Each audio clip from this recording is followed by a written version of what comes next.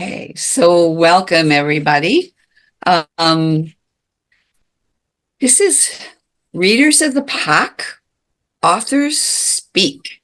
And this was designed to be a community of leaders who love to read, because that's my passion, growing leaders and reading both.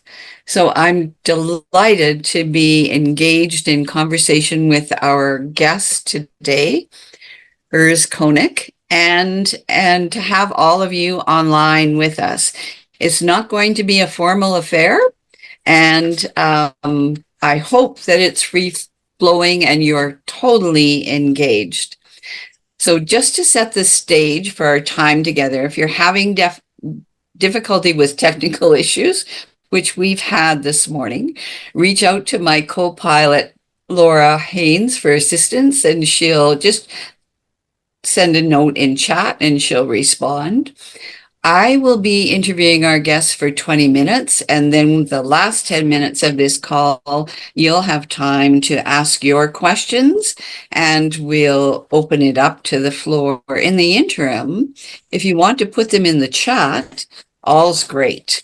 And to start, I'd love to know what you're curious about as we move into this call with Urs today. So I invite you to put your responses to that in the chat, and we can look at those as we move into the conversation. And now to why we're all here today. I'm excited to welcome this best-selling author, Urs Koenig, author of the highly researched Radical Humility, Be a Badass Leader and a Good Human. I love the title. His website, urskoenig.com, is rich with resources, videos, and a full bio. So I am not going to spend a whole lot of time going into that today, but I want you to know he's a former United Nations military peacekeeper and NATO military peacekeeping commander. He can be the boss. Highly accomplished ultra endurance champion, a widely published author, seasoned leadership expert, PhD, MBA, executive coach, keynote speaker, founder of the Radical Humility Leadership Institute, Black Coffee Junkie, I'm in, loving brother, son, and dad, most important of all, the heart piece. So Urs, welcome. I hope that you're ready for the ride. It's going to be some fun today. So I guess the first question is, who should read this book and why? Well, first of all, thank you, Linda, for the kind introduction, and thanks for having me. I'm delighted to be here. I really believe that this book is for anybody who either is in charge of a team or would like to be in charge of a team. But leadership really is more than a title. You know, most of us probably agree, or a position. It's a set of cooperative relationships that aim to achieve something bigger than one person can. So the book, I believe, is really helpful also for team members. And, you know, if we think about it, most of us, you know, we're leaders, but we're also team members. Even when we're the CEO, we have a board of directors we report to. So anybody who's engaging with others to achieve something bigger and better than they could do on their own. Probably. That's just about every leader that I know. So just to ground everyone in your work, in case they've not read the book, can you speak to the overarching thesis of this and you talked about three core aspects of radical humility that truly resonated with me. I'd love for you to share a little bit about that. Absolutely.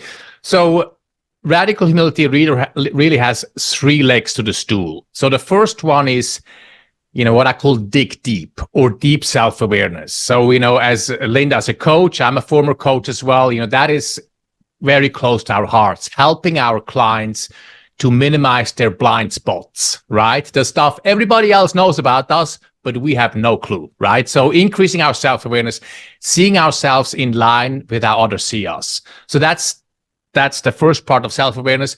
It also means having the humility to recognize that I can achieve almost anything I put my heart to, but I can't do everything. So being clear about focus, saying no, stop doing lists. And then on a personal level also, how do I deal with mistakes and failures? Is it something that I'm ashamed of, or is it something that I learned from? So that's the first one, self-awareness, dig deep. The second one is leading relationally on a team level. So today, we're facing as leaders an inversion of expertise, meaning our people will always know so much more than we ever can about their specific area of expertise.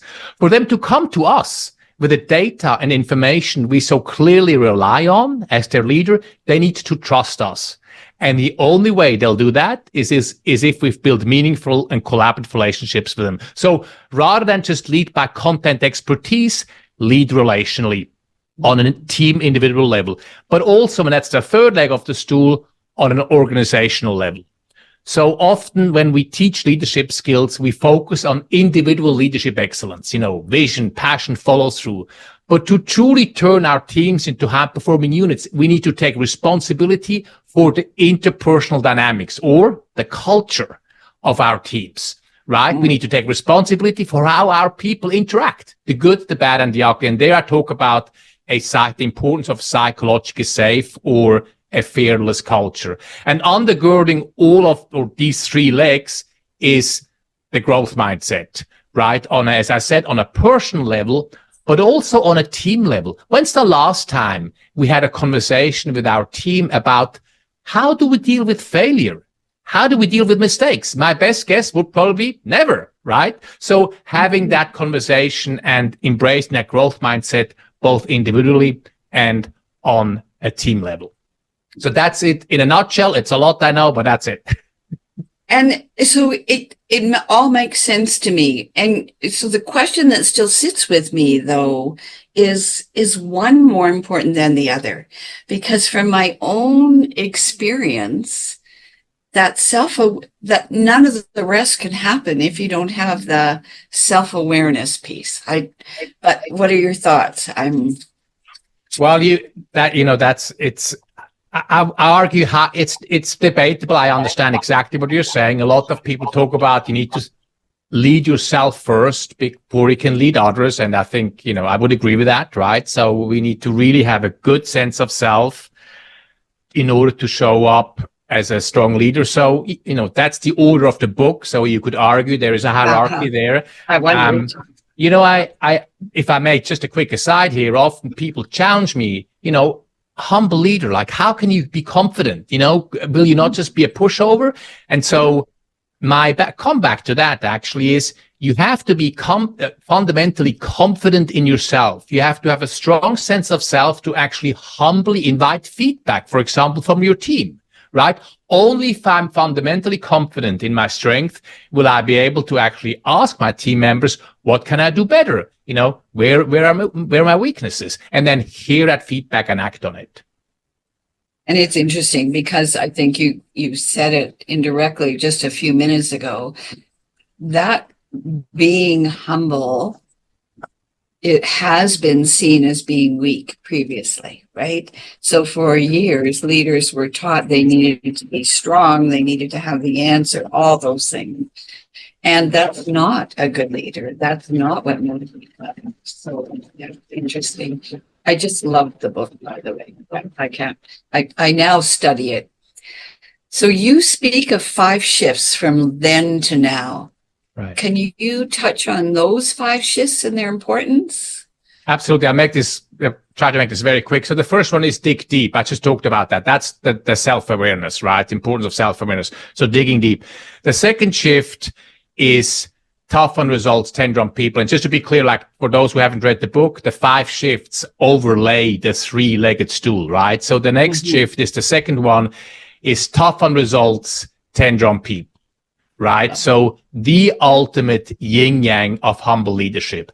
Humble leadership doesn't mean, as I said, being a pushover. It doesn't mean having low standards. It means building strong collaborative relationships with our team members while at the same time holding them to the highest standards. As Linda mentioned, I was deployed as a UN peacekeeper 2 years ago in the Middle East, and I had my commanding officer open a meeting with me with these words. I love you, Urs, and this is not good enough. Right? So if he would have yelled at me, if he would have belittled me, I would have just tuned him out, whatever. But because I knew that he deeply cared for me, I was able to hear the feedback. So that's the tough results 10 on people. The third shift is lead like a compass. So this is it's a lot of buzzwords. I realize that it's about pushing decision-making as far down in our organization as possible. As leaders, if we're honest with ourselves, we love being asked for advice. We love being, asked for approval, making decisions. Why? It makes us feel important. And secretly, or unconsciously, we yearn that, right? And so we have to fight that. The best leaders are those where the ship runs well without them being there. So I actually challenge my clients, both coaching and speaking clients, to make themselves obsolete so they can lead like a compass. The fourth shift is full transparency. And so this is about, if we want our frontline people to be really empowered to make good, smart decisions, they need to know more.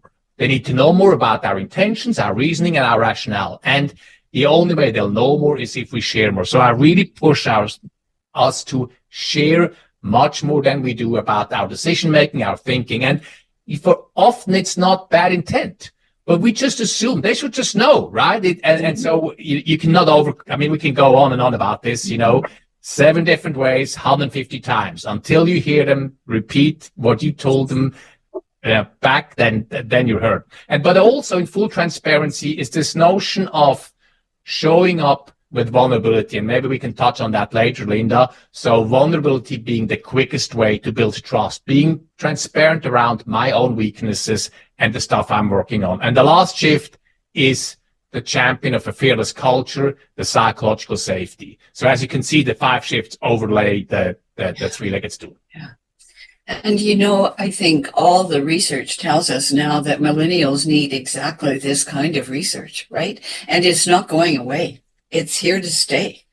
We need to develop these skills in a masterful way if we're going to lead successful companies. Well, you make an excellent point about the generational issue. All the research shows that Gen Zs, that they yearn a lot of things, purpose, as you all know, meaning in their work. They want to be included.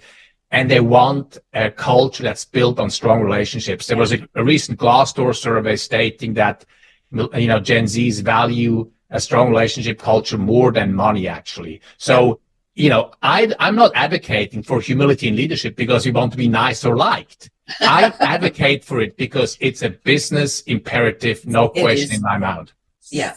And tough for leaders who were born in my generation, who grew up with that stick and hammer, right? Yeah.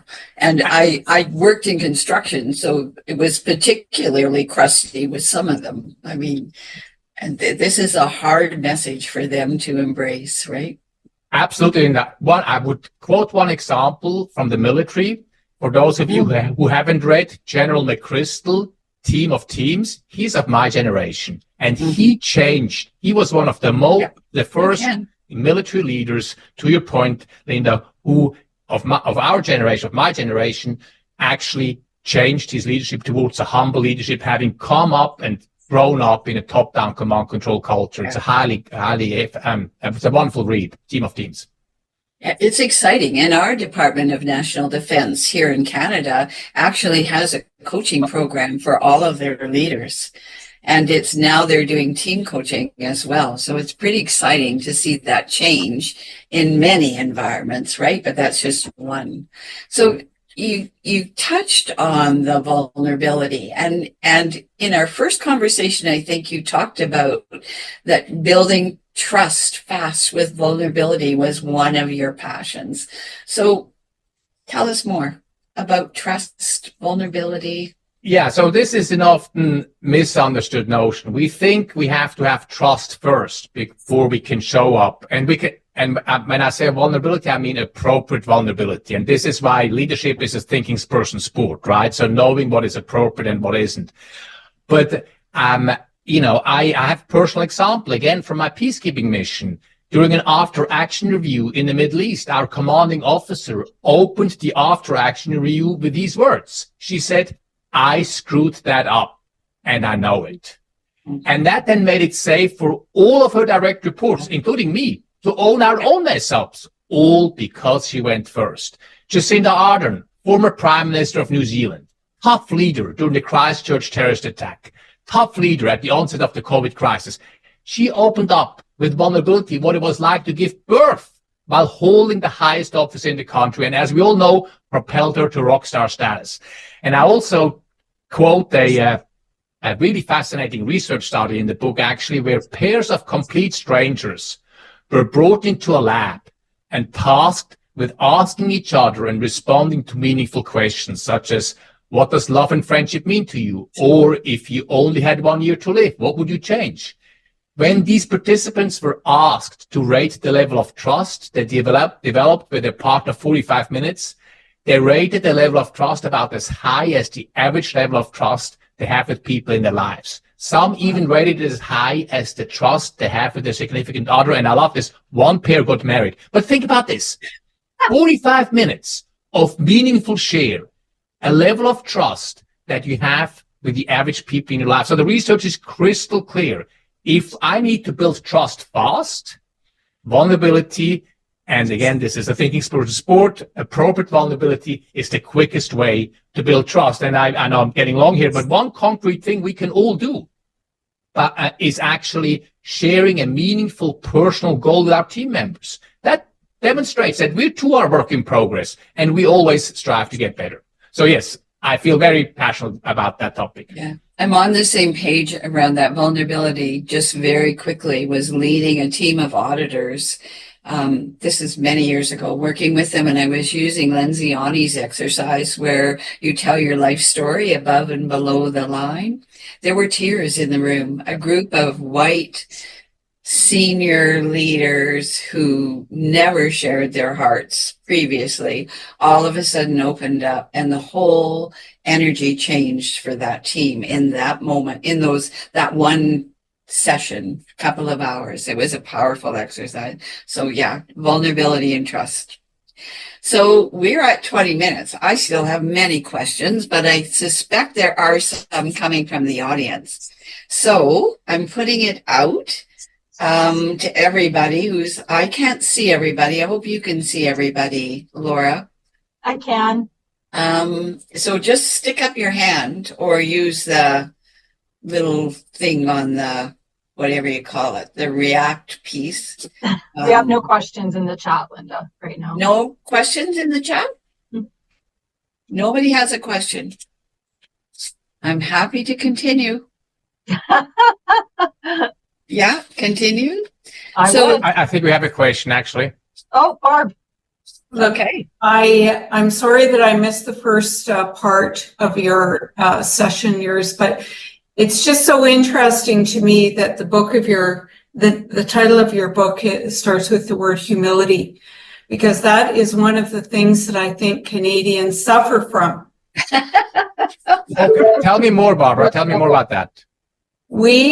My belief is that we are a very humble nation.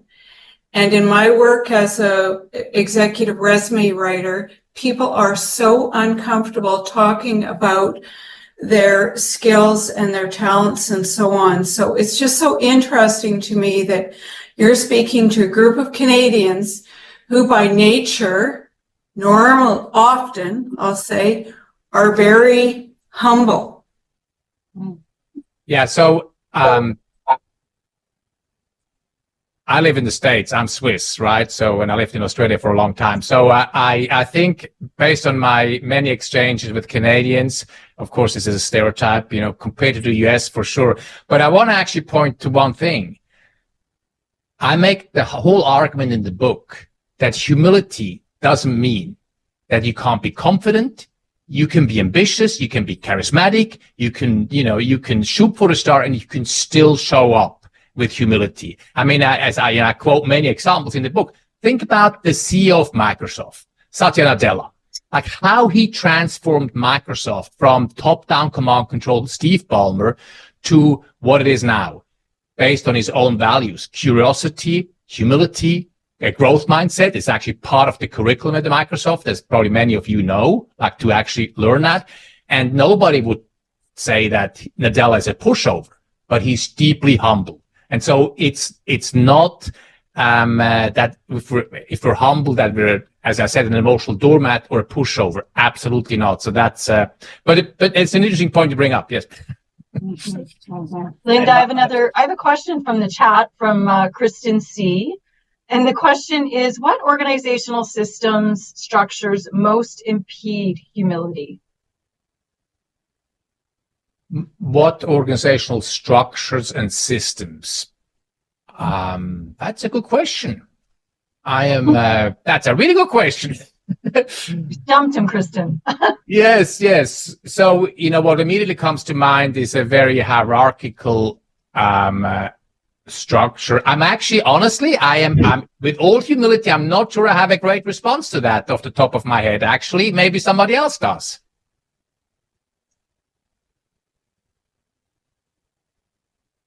So, Kristen, do you have ideas to share? Do you have thoughts? Because you have so much experience with organizational cultures. I think that there's, the human behavior is a bit of a product of the system too, right? I think oftentimes we try to make change at the human level when there are systems and structures that have produced exactly the thing we're seeking to unproduce. And I look at the way that organizations do compensation, for example. I think it often reduces the willingness to be vulnerable and humble because it can have impact. And there's this weird competitive vibe in that where I think we squash humility even when it wants to surface. I don't know. I'm asking.